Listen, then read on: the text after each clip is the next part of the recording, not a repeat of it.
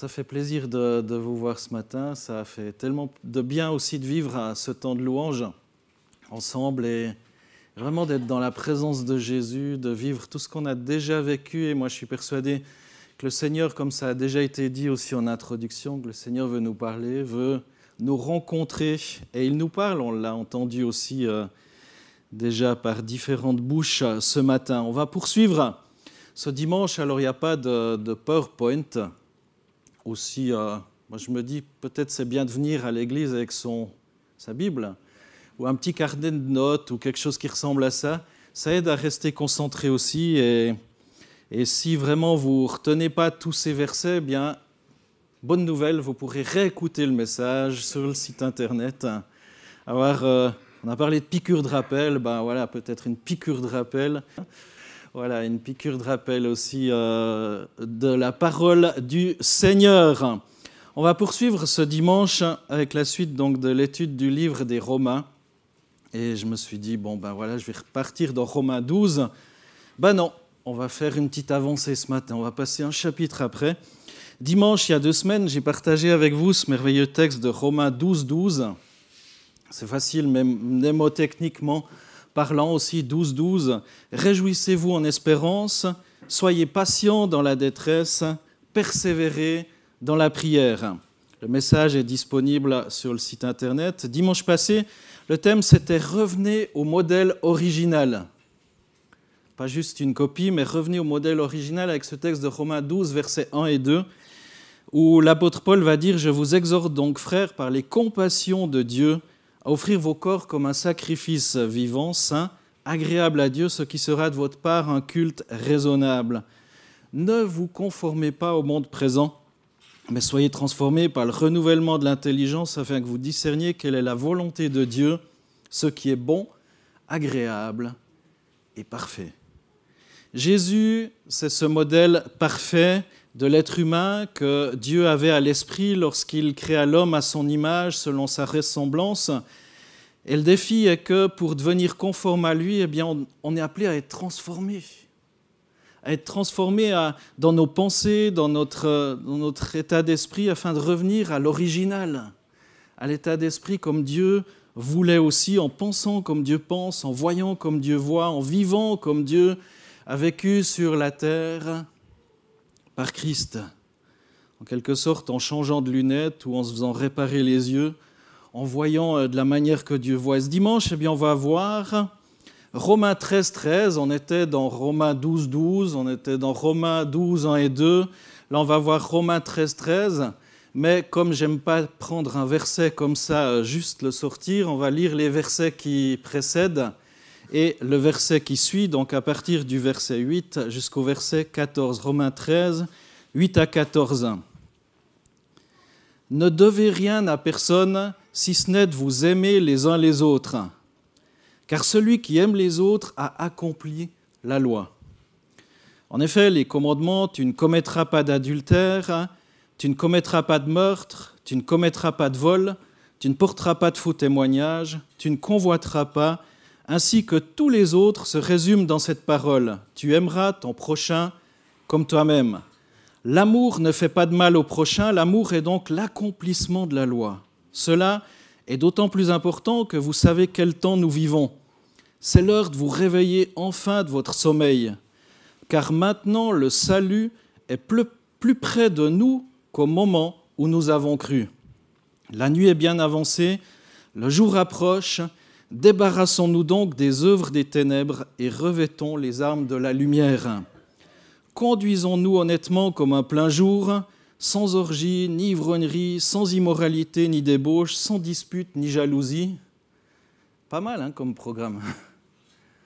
Sans dispute, ni jalousie, sans... Voilà, toutes ces choses. Verset 14, « Mais revêtez-vous du Seigneur Jésus-Christ, ne vous préoccupez pas de votre nature propre pour en satisfaire ses convoitises. » On a vu dimanche passé d'être transformé par le renouvellement de l'intelligence. Là, c'est dit ne pas se préoccuper de notre propre nature pour en satisfaire ses convoitises. Et ce matin, on va voir l'importance de marcher dans la lumière. On peut marcher ou se contenter bien d'avoir quelques expériences. C'est bien d'avoir quelques expériences de Dieu, c'est bien d'avoir quelques pas comme ça, mais est-ce qu'on veut se contenter juste de quelques expériences? Est-ce que Dieu se résume à quelques expériences? Sûrement pas, sûrement pas. Et vous connaissez la caractéristique de la marche? On l'a entendu plein de fois ce matin. Un pas après l'autre. Quelle révélation, hein? Il faut croire que ça nous poursuit. Et peut-être qu'il y a quelque chose pour quelqu'un ce matin ou qui va écouter dans cette salle. Je rendais visite à Michael vendredi et il me raconte, il me dit « Ah, j'ai un texte, puis je veux te le lire », puis il me lit ce truc, puis il me parle d'un pas après l'autre. Puis moi, je me dis « Waouh », j'étais en train de me dire « Mais est-ce que c'est juste de prendre Romains 13, enfin, voilà, le message que je vais apporter. Waouh, ok Seigneur, je crois qu'il y a vraiment quelque chose pour nous ce matin. » Jeanne, elle introduit, elle parle de la lumière, tout à coup, il y a des rayons de soleil qui sortent des nuages, et puis elle dit « Voilà, on peut y aller un pas après l'autre ». Et je crois que ça en a encouragé plus d'un ce matin. Et moi, ça m'encourage aussi de voir que l'Esprit parle de façon cohérente. De façon cohérente. Et le principe de la marche, la meilleure façon de marcher, c'est de mettre un pas devant l'autre et de recommencer. Vous souriez pourtant, enfin, j'imagine, vous souriez derrière votre masque, mais il n'existe pas d'explication plus vraie et plus simple de la marche. C'est l'affaire d'un pas après l'autre. Et moi, j'ai facilement été un défaitiste de nature. Quand j'étais enfant, j'étais toujours celui qui pleurait en rentrant à la maison. J'y arriverai pas. J'y arriverai jamais. Pour tout, j'y arriverai pas, j'y arriverai jamais. C'était trop dur, tous les autres étaient forcément meilleurs que moi. Et puis j'étais dans cet état d'esprit, j'y arriverai pas, j'y arriverai jamais. Et je pense que j'ai eu une bonne maman qui m'a encouragé en disant « Mais non !» Enfin, je ne sais pas comment elle m'a encouragé, mais finalement, eh bien, il faut croire que j'ai quand même réussi à faire certaines choses dans ma vie. Pourquoi? Parce que des fois, on voit les autres, puis on a envie d'être tout là-haut, mais c'est un pas après l'autre. Et on a besoin d'être éclairé. On a vu dans ce texte de Romains 13, verset 8, c'est mon premier point, « Ne devez rien à personne si ce n'est de vous aimer les uns les autres. » Un grand nombre de gens dépensent énormément d'énergie à vouloir régler leurs comptes. Et c'est bon, en quelque sorte, de régler certaines choses dans notre vie, c'est important. La Bible, quant à elle, nous appelle à explorer le chemin du pardon. Si on prend le contexte, si on voit dans le contexte, c'est vraiment aussi, il nous parle de l'amour, il nous parle du pardon, de la grâce. Et pour parvenir au bonheur, le prix est parfois lourd à payer, mais tant que ce compte n'est pas soldé, eh bien, on ne peut pas prétendre à la sérénité. Il y a un mot qui m'est venu en préparant ce message que j'ai appelé le compte vrac, ou la poubelle, ou tout est en vrac, comme ça, dans le désordre, vrac. Tout est déposé comme ça en vrac. Le V comme vengeance. Ah ouais. Le R comme rancune. Le A comme amertume et le C comme culpabilité. Est-ce qu'il y a un peu de vrac dans votre vie? Je vais vous proposer un autre acrostiche tout à l'heure.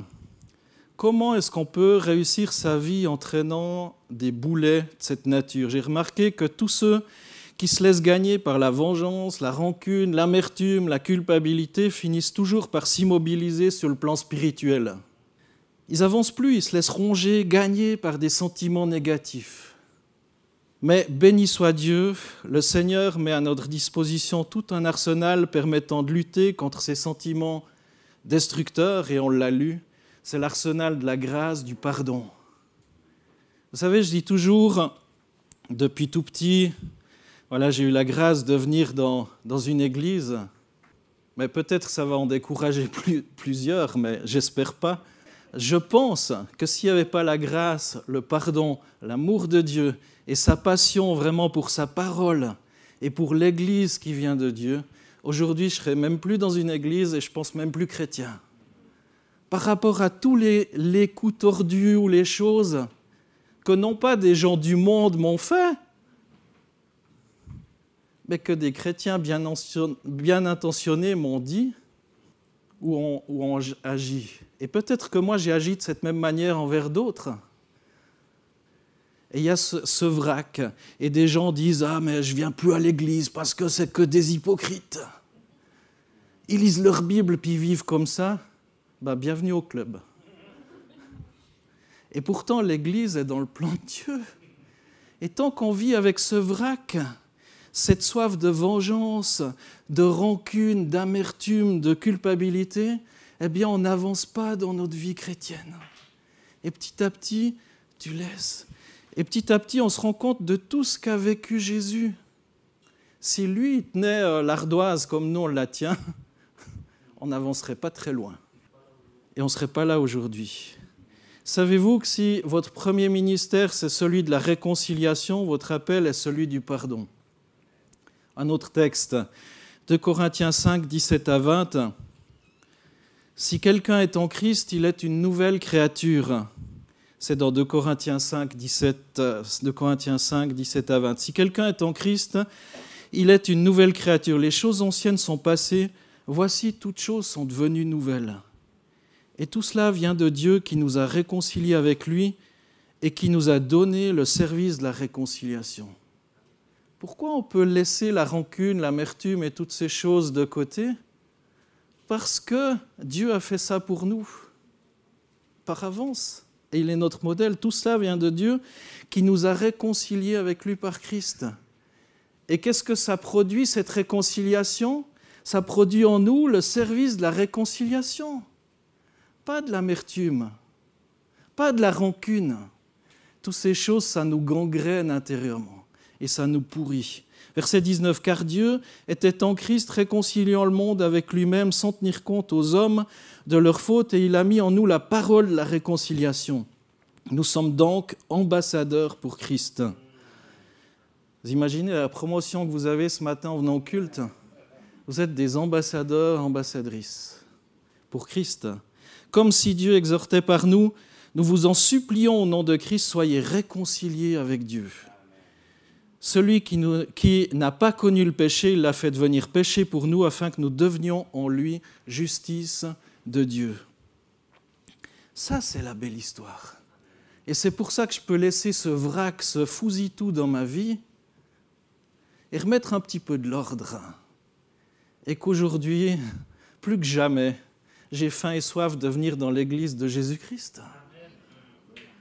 Plus que jamais, je me rends compte que j'ai besoin des frères et sœurs. Plus que jamais, je me rends compte que chacun, on est un outil pour la sanctification de l'autre et pour la bénédiction. Je vais vous raconter une histoire. Au cours d'un repas, un prédicateur, j'ai lu cette histoire, elle m'a touché. Vraiment, je me permets de vous la lire. Au cours d'un repas, un prédicateur invité a remarqué un couple qui faisait le service. Il dit on pouvait sentir une véritable osmose entre le mari et son épouse. Au cours de la soirée, alors que ce couple servait, je me suis permis d'interrompre le mari dans son travail pour lui demander de m'expliquer comment lui et sa femme étaient venus au Seigneur. Sa femme, me voyant rejoindre son époux, vint vers nous pour participer à la conversation et faire la connaissance du prédicateur du week-end. Le témoignage me bouleversa, dit ce prédicateur. « Frère, si nous sommes ici ensemble en train de servir le Seigneur, c'est un miracle. Car avant notre conversion, j'étais proxénète et ma femme était prostituée. Aujourd'hui, elle est ma femme et nous nous aimons profondément. » Ce prédicateur de dire « J'aurais jamais imaginé que ce merveilleux couple avait pu vivre de telles horreurs avant de connaître Christ. Comment une femme avait-elle pu accepter de continuer à vivre avec un homme qui l'avait réduite à un esclavage aussi odieux ?» L'homme continua et dit « S'il n'y avait pas eu le pardon de Christ, nous n'aurions jamais pu rester ensemble. » Le secret était là, il se trouvait dans la puissance du pardon de Christ, seul capable de restaurer des vies, seul capable de réparer l'irréparable. Frères et sœurs, la seule puissance capable de briser des chaînes d'acier, c'est la puissance du pardon de Jésus-Christ.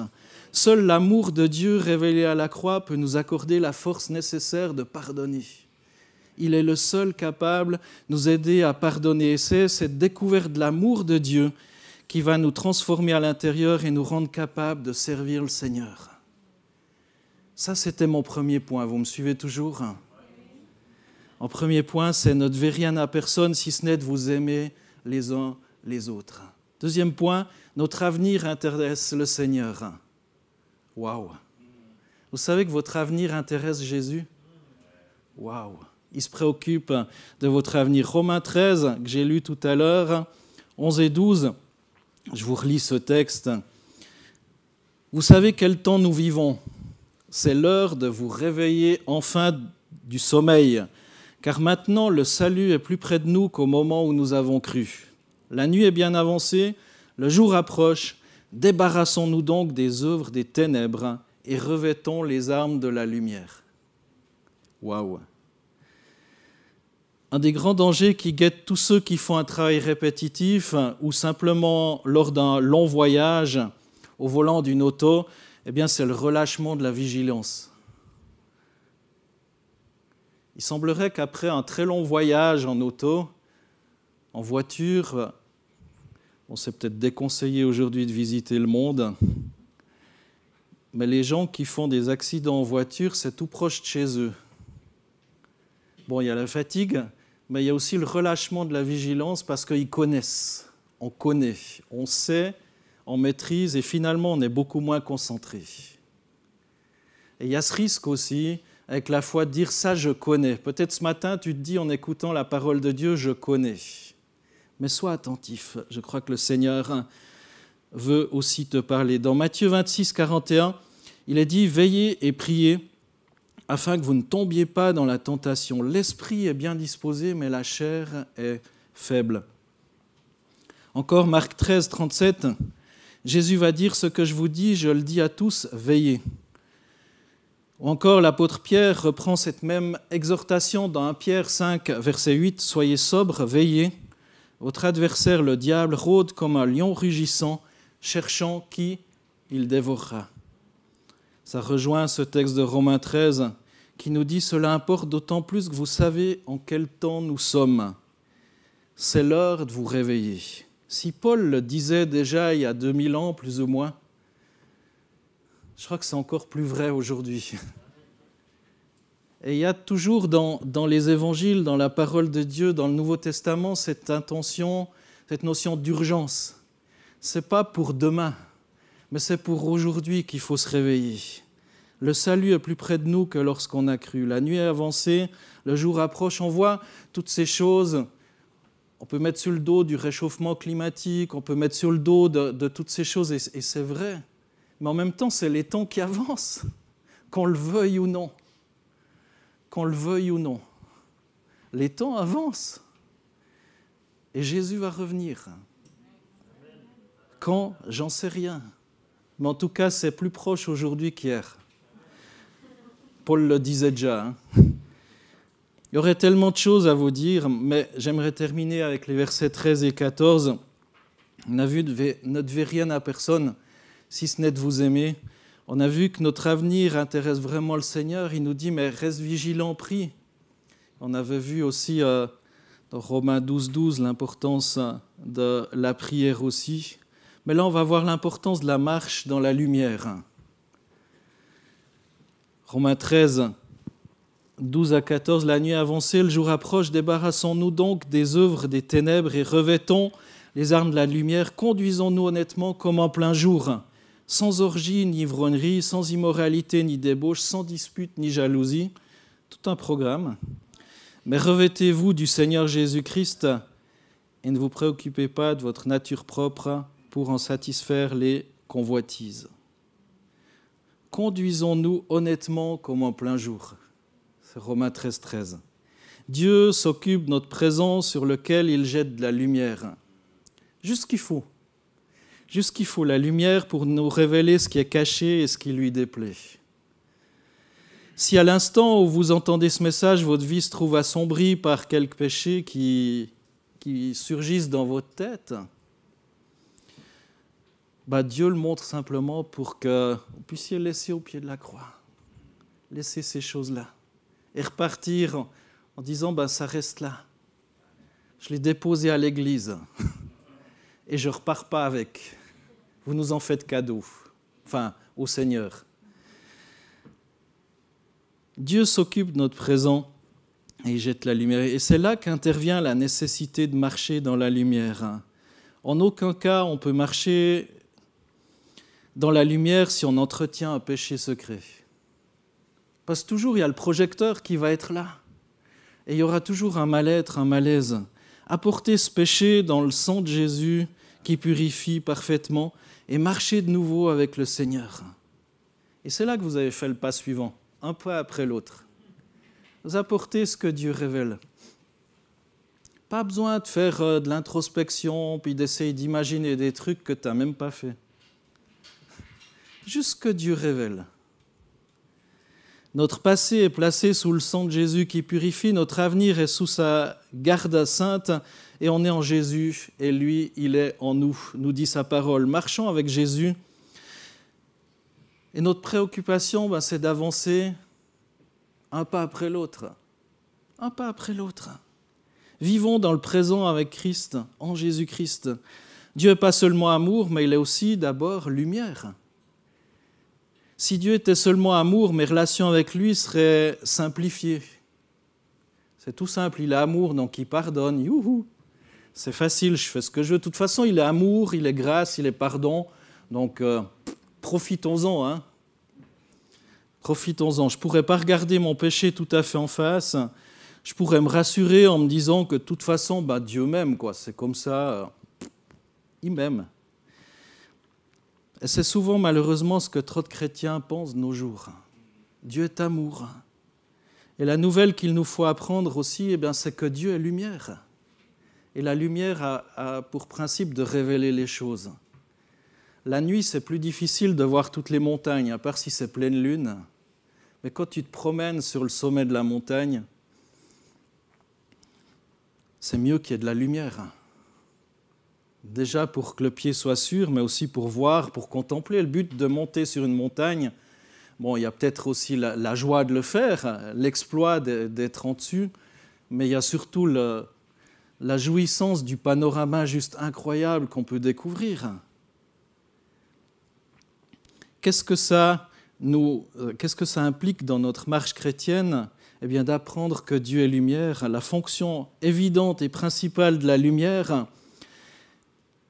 c'est de révéler les choses. Éphésiens 5,13 nous dit « Mais toutes choses étant mises en évidence par la lumière sont manifestées. Leur véritable nature paraît à la lumière. » Le travail de la lumière se fait sans grand tapage. Elle est tout à fait silencieuse.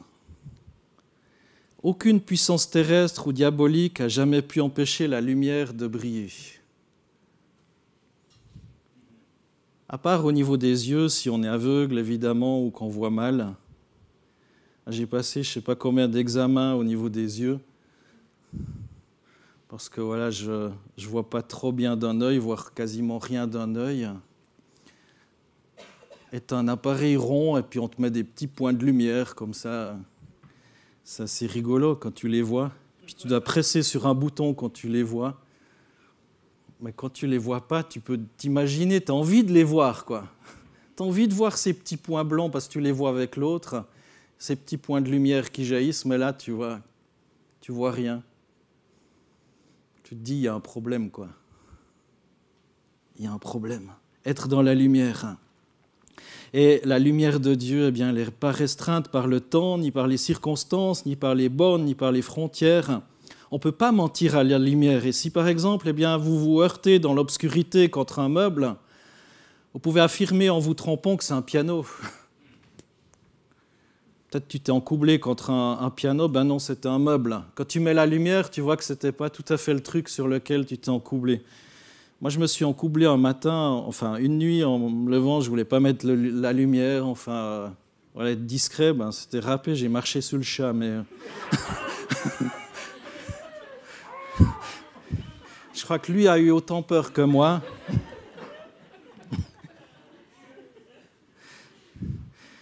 Il arrive que Dieu nous éclaire sur des situations du passé et qu'on n'a pas pu régler par négligence, ou par ignorance. Rappelons-nous que les êtres humains ne seront pas perdus pour avoir péché. Ça vous choque? Les êtres humains ne seront pas perdus à cause de leur péché. Oh oh, il y en a qui vont vérifier dans leur Bible, là. Hein. Alors, je vous dis la suite. Ah, quand même. S'il en était ainsi, eh bien, on serait tous perdus parce qu'on a tous péché. Romains 3, 23 nous dit, quand même que je le trouve, hein, Romains 3, 23, si vous croyez que vous êtes parfaits, tous ont péché et sont privés de la gloire de Dieu. Et sont gratuitement déclarés justes par sa grâce, par le moyen de la libération qui se trouve en Jésus-Christ. Donc ça, c'est le portrait un petit peu pas trop sympa. Tous ont péché et sont privés de la présence glorieuse de Dieu, de Christ. La bonne nouvelle, c'est que nos péchés ont été expiés à la croix. Pour quelles raisons les hommes seront-ils condamnés? Pas forcément pour avoir péché. C'est juste, mais c'est faux en même temps. C'est pour refuser la lumière. Refuser la lumière. Si on prend un autre texte, Jean 3, 18 à 21, il nous dit « Celui qui croit en lui n'est pas jugé ». Donc là, il y a la foi, croire en Christ. Donc celui qui croit en Christ n'est pas jugé.